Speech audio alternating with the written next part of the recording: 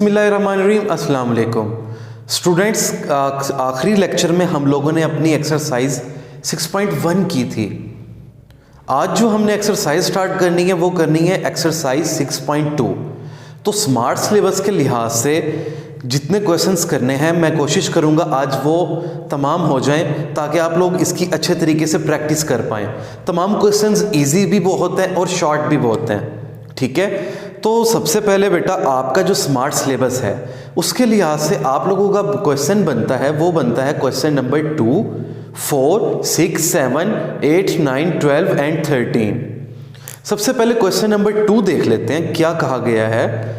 वो कहता है if n-3 equals to 2n-5 find the nth term of the sequence. Question number 2 जो है वो हमें गिवन है n-3 equals to 2n-5 find the nth term, find nth term। nth term क्या होगी? अच्छा बेटा ये क्वेश्चन तो बहुत सिंपल है। क्या हमने nth टर्म बतानी है, मतलब an बताना है। अब आप लोग ये देखें an कब आ सकता है? जब ये -3 ख़त्म हो जाए। अगर ये ख़त्म हो जाए तो हमारे पास क्या आ जाएगा? n आ जाएगा ना, an। तो इसके लिए मैं क्या कर सकता हूँ, n की जगह मैं रिप्लेस कर देता हूँ n को n+3 से। तो +3 -3 कैंसल आउट हो जाएगा। तो सबसे पहले बस आप ये करें, रिप्लेस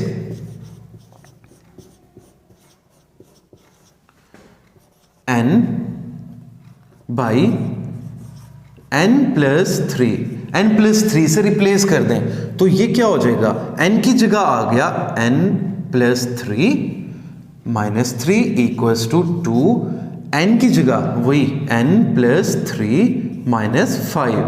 तो ये इसके साथ कैंसिल, ये आ गया an इक्वल्स टू 2n+6 -5।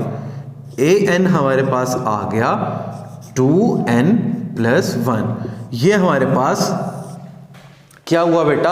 हमारे पास nth टर्म आ गई इस सीक्वेंस की जो भी गिवन थी, ठीक है। इसके बाद नेक्स्ट क्वेश्चन नंबर हमने फाइंड करना है, find the 13th term of the sequence. एक सीक्वेंस गिवन है उसकी हमने क्या बतानी है बेटा? टर्म बतानी है 13th। अब आप लोग एक चीज याद रखें, कोई भी टर्म हमसे पूछी हो 12, 30, 14, 15, 16 एनी वन, तो उसके लिए एक फार्मूला यूज करते हैं an इक्वल्स टू, ठीक है, an equals to a1 plus n-1 into D, ठीक है। nth टर्म कोई भी हमें बतानी है 13, 14, 15, 16 एनी वन। a1 वो स्टार्टिंग वाली हो गई, और जो हमारे पास d है, d हमारे पास जो होता है बेटा वो डिफरेंस होता है ऑफ एनी टू टर्म्स। यानी कि ऐसे समझ लें टर्म 2 एंड 1 का या 3 एंड 2 का डिफरेंस हमारे पास क्या होता है? d होता है, ठीक है। तो इस फार्मूला से हम क्या कर सकते हैं, कोई भी टर्म हमसे पूछी है हम लोग बता सकते हैं। अब हमें क्वेश्चन नंबर 4 में जो कहा गया है उसने कहा है कि ये फाइंड करो इसकी 13th term. Question number 4, find 13th term बतानी है, वो हमने बतानी है कितनी है। अब जो सीक्वेंस गिवन है वो है x1, उसके बाद 2 - x, उसके बाद 3 - 2x, और ये सीक्वेंस हमारे पास चल रही है, ठीक है। अब हमने क्या बताना है? 13th टर्म बतानी है, 13th टर्म। तो यानी कि हमारे पास जो बेटा, अब ये देखें, सबसे पहले n की जगह 13 आ जाएगा। a1 हमें पता है, यहां पर भी 13 -1, d हमें नहीं पता। तो सबसे पहले बेटा d फाइंड कर लो। d क्या आ जाएगा? Difference of any two terms, यानी कि term 2 minus term 1 - x, d भी हमारे पास आ गया। तो अब सिंपल हमने क्या फार्मूला में वैल्यू पुट कर देंगे, a13 इक्वल्स टू a1 की जगह आ गया x प्लस n की जगह हमारे पास ये बेटा क्या है 13, यानी ये A13 फाइंड करना है ना। 13 माइनस 1, d क्या था 1 माइनस x, ठीक है।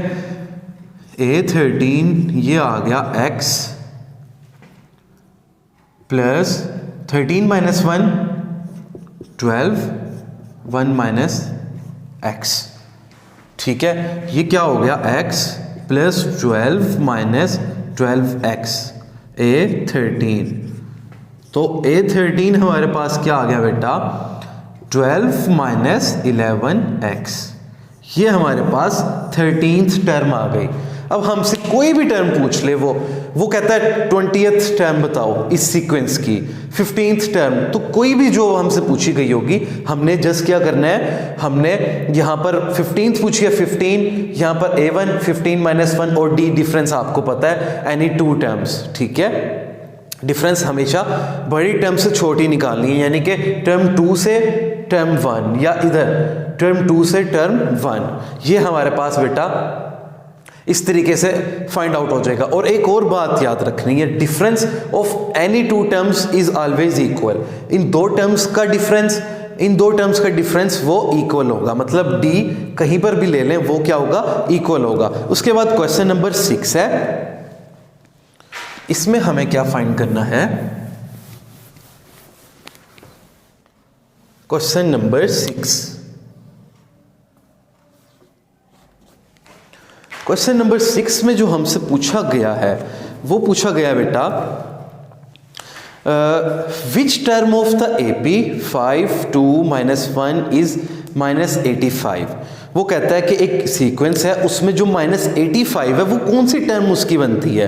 क्वेश्चन नंबर 6 में जो हमें गिवन है वो है 5, देन हमारे पास है 2 माइनस 1 और फिर वो कह रहा है इज माइनस 85, यानी कि ये बताएं ये 85 जो है ये कौन सी टर्म बनती है, ये हमारे पास कौन सी टर्म बनती। अब हमें नहीं पता तो हम इसको क्या रख लेते हैं बेटा, इसको हम रख लेते हैं nth टर्म। तो ये हमारे पास यानी कि an क्या आ गया माइनस 85। डिफरेंस आपको पता है, difference of any two terms, ये क्या आ जाएगा 2 माइनस 5, ये कितना आ गया माइनस 3, d आ गया, an भी आ गया। जस्ट आपने क्या करना है बेटा फार्मूला में पुट करना है। A1 भी आपको पता है 5 है, लिख दें A1 जो है हमारे पास वो 5 है, तो an equals to A1 plus n minus 1 d। an हमारे पास क्या था बेटा माइनस 85, A1 क्या है 5 प्लस, अच्छा बेटा n हमारे पास कितना गिवन है ये तो हमने बताना है n माइनस 1, टर्म बतानी है ना कौन सी है। d हमारे पास क्या आया था माइनस 3, तो ये इधर आकर हो गया माइनस 90, ठीक है। ये हमारे पास क्या हो गया माइनस 3n प्लस 3, ठीक है। अब बेटा या इसको ना करें मल्टीप्लाई, ऐसे कर देते हैं इसको n माइनस 1 और माइनस 3। अब ये माइनस 3 इधर डिवाइड हो गया, minus 3 equals to n minus 1, n minus 1 क्या आ गया, ये माइनस माइनस से कैंसिल आउट, ये आ गया 30, ठीक है।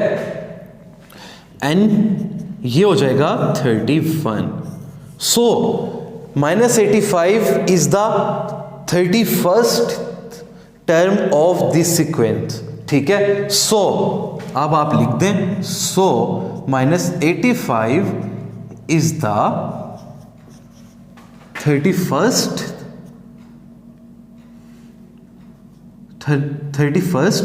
term of the given sequence, of the given sequence, ठीक है, ये आप लोगों के पास आंसर आ गया। इसके बाद क्वेश्चन नंबर हमारे पास जो 7 है वो सेम है। उसने ये पूछा है कि एक सीक्वेंस है, उसमें जो 148 है वो कौन सी टर्म है, तो an की जगह आ जाएगा 148। उसी तरीके से डिफरेंस फर्स्ट 2 टर्म्स का फाइंड आउट करेंगे और आपके पास वो आ जाएगी कौन सी टर्म बनती है 148। ये क्वेश्चन सेम है। अब उसके बाद क्वेश्चन नंबर जो हमारे पास गिवन है वो है क्वेश्चन नंबर 8।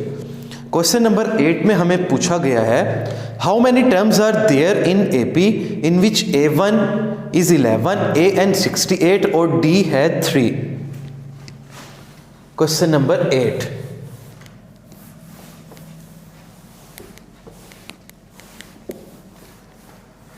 अच्छा बेटा, क्वेश्चन नंबर 8 में जो हमसे पूछा गया है, ये पूछा गया है how many terms are there in AP, इसमें कितनी टर्म्स होंगी।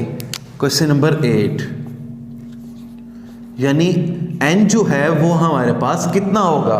a1 हमें गिवन है 11, उसके बाद an गिवन है 68, इसके बाद d भी हमें पता है 3। तो अब ये तो सिंपल है, फार्मूला क्या था, an equals to a1 plus n minus 1 into D. an हमारे पास कितना 68, a1 11 plus n minus 1, d हमारे पास 3। ये इधर जाकर माइनस हो जाएगा, 3 डिवाइड एंड देन माइनस 1 इधर आकर प्लस हो जाएगा, हमारे पास ये आ जाएगा n। तो हमें वहां से पता चल जाएगा इसकी कितनी टर्म्स हैं। इसके बाद बेटा क्वेश्चन नंबर 9। क्वेश्चन नंबर 9 में उसने पूछा है if the nth term of AP is 3n minus 1 find AP find करना है। अब ये क्वेश्चन तो बिल्कुल सिंपल है, वो कह रहा है nth टर्म जो है यानी an। क्वेश्चन नंबर 9 में nth टर्म यानी an हमारे पास है 3n माइनस 1।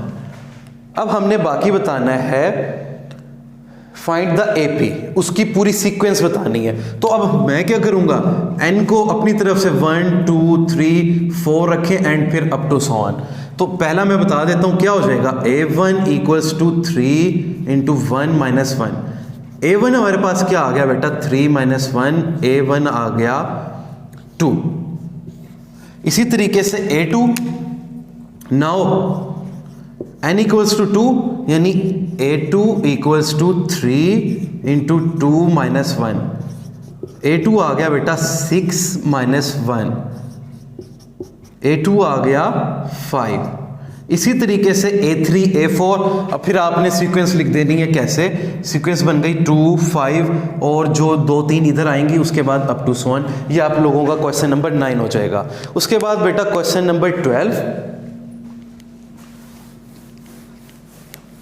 क्वेश्चन नंबर 12 में क्या गिवन है, एक सीक्वेंस गिवन है, find the nth term of the sequence. इसकी भी क्या करनी है बेटा, nth टर्म फाइंड आउट करनी है। अब हमें जो टर्म गिवन है, सीक्वेंस जो गिवन है क्वेश्चन नंबर 12, हमारे पास जो सीक्वेंस है वो है 4/3 स्क्वायर, फिर 7/3 स्क्वायर, उसके बाद गिवन है 10/3 स्क्वायर और इसके बाद अप टू सो ऑन। हमने क्या बतानी है बेटा, nth टर्म बतानी है, ठीक है। अब आप लोग ये देखें कि ये तो सेम चल रहा है, हम इसको ले सकते हैं क्या, इसको तो बेटा हमारे पास जो भी टर्म आएगी, अब हमें यहाँ से ये पता चल गया उसका जो डिनोमिनेटर है वो तो 3 रहने वाला है, क्योंकि इसका भी 3 है, 3 नेक्स्ट अगर लेट्स सपोज 13 आता है तो उसके नीचे भी 3। अब हमने क्या बतानी है, nth टर्म बतानी है। तो सबसे पहले बेटा a1 हमारे पास क्या आ गया, सबसे पहले ऊपर न्यूमिनेटर है उसकी सीक्वेंस लिख लेते हैं 4 7 10 इस तरीके से। a1 हमारे पास बनता है 4, डिफरेंस क्या आ जाएगा, second term minus first term, 7 minus 4 equals to 3, तो d आ गया 3, a1 भी आ गया, d भी आ गया। अब क्या फाइंड करना है, nth टर्म, फार्मूला क्या था, an equals to a1 plus n minus 1 into n minus one into D. अब क्या करेंगे बेटा, ए n इक्वल्स टू a1 क्या था 4 plus n minus one, D क्या है 3।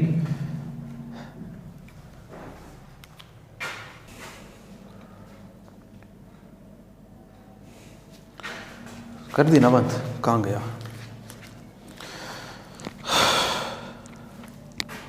चले,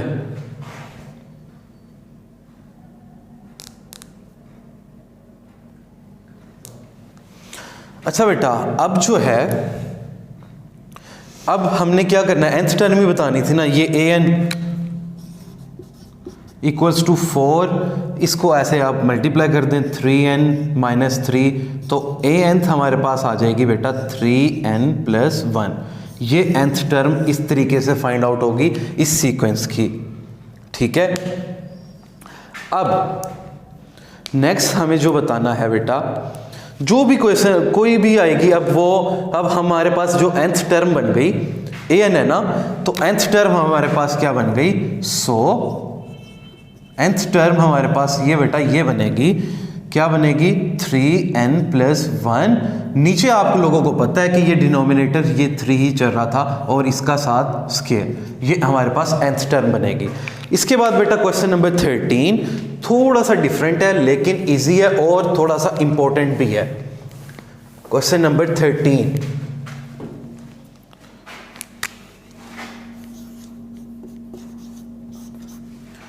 वो कहता है अगर if 1 over a, 1 over a, 1 over b और 1 over c are in AP, यानी कि एक सीक्वेंस है, शो दैट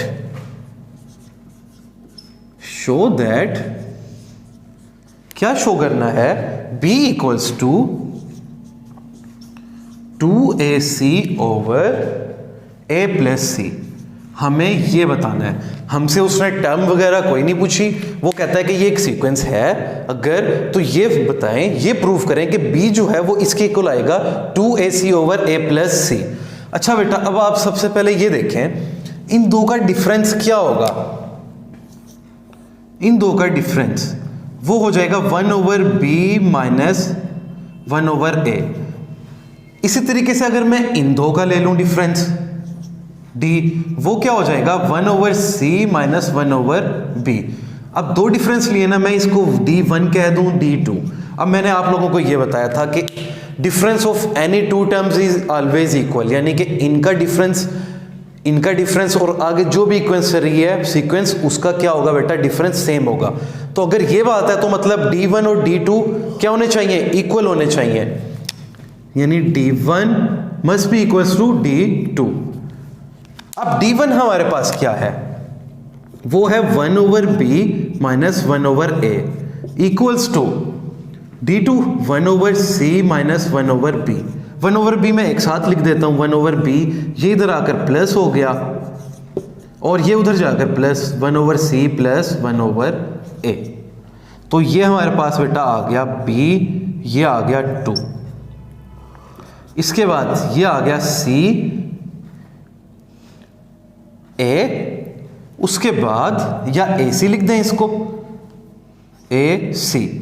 तो ये इसका क्या आ जाएगा बेटा एलसीएम, C प्लस A, ठीक है। अब या A प्लस C लिख दें, क्रॉस मल्टीप्लाई करें ऐसे, तो ये हमारे पास क्या हो जाएगा, हमारे पास ये हो गया 2AC, ये इधर आ गया, ये आ गया a प्लस सी या c plus A equals to ये उधर चला गया b। तो आप ये देखें हमने क्या फाइंड करना था, b क्या आना चाहिए 2ac over a plus C. b हमारे पास क्या आया 2ac ओवर a प्लस सी, ये हमने शो कर दिया। ये आप लोगों की एक्सरसाइज 6.2 खत्म हो गई। इंशाल्लाह नेक्स्ट लेक्चर में हम एक्सरसाइज करेंगे 6.3। अल्लाह हाफिज़।